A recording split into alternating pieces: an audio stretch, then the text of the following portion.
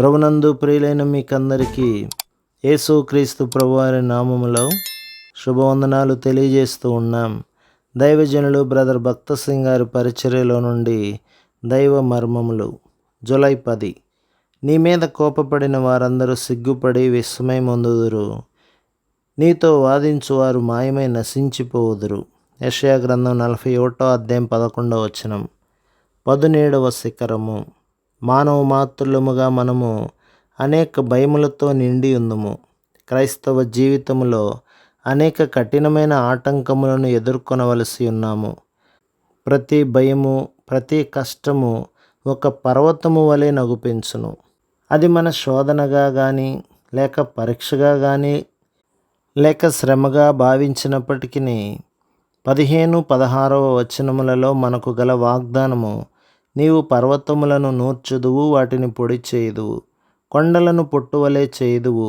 నీవు వాటిని గాలించగా గాలి వాటిని కొనిపోవును.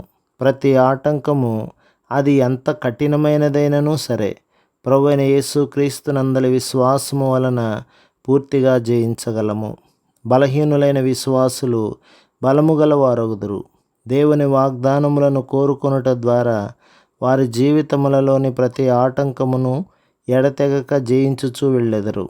అపోస్తలుల కార్యములలో ప్రధాన యాజకుడు, అధికారులు శిష్యులను బెదిరించినప్పుడు వారు ప్రార్థించిరి. అంతటా ఆ స్థలము కంపించెను.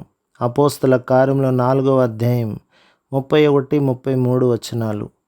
వారు కొద్ది సంఖ్యలోనే ఉండిరి, అయితే వారు సహాయం కొరకు దేవుని మీద ఆధారపడి ప్రార్థించిరి. ఆ ప్రార్థన ప్రపంచమంతటిని కంపింపజేసెను. వారు ఆ పర్వతమును నూర్చనారంభించిరి. పై రూపములను బట్టి చూచినచో వారు సామాన్య మానవులే, కానీ దేవుని వశపరుచుకొనుట ఎట్లో వారు ఎరిగి ఉండిరి. అట్లే ప్రతి విశ్వాసియు కక్కులు పెట్టబడిన పదునుగల కొత్తదైన నురిపిడి మ్రానుగా కాగలడు, మరియు ప్రతి పరీక్షలో దేవుడు అనుగ్రహించు విజయమును బట్టి సంతోషించగలడు. యెషయా గ్రంథం 42వ అధ్యాయం 16.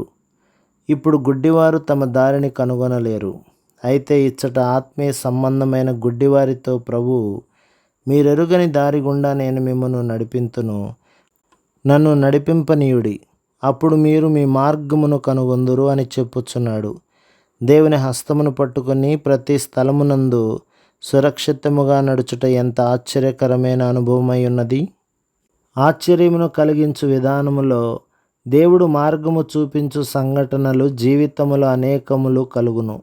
నీ జీవితంలో ఎన్నో క్లిష్ట పరిస్థితులు ఉండవచ్చును. నీవు అయోమయమైన స్థితిలో ఉన్నావేమో. ఏది తీర్మానించవలెనో నీకు తోచని పరిస్థితిలో దేవునికి మొరపెట్టి, ప్రభువా నన్ను నడిపించదనని వాగ్దానము చేసితివి కదా, నాకిప్పుడు మార్గమును చూపించుమని అడుగుము. వెంటనే నీ మార్గముల మీద వెలుగు ప్రకాశించుట నీవు చూడగలవు. సామాన్య విశ్వాసంతో ప్రభువును చేపట్టుము. ప్రభు మిమ్మును, మీ కుటుంబమును, మీ సంఘమును దీవించి ఆశీర్వదించునుగాక. ఆమెన్.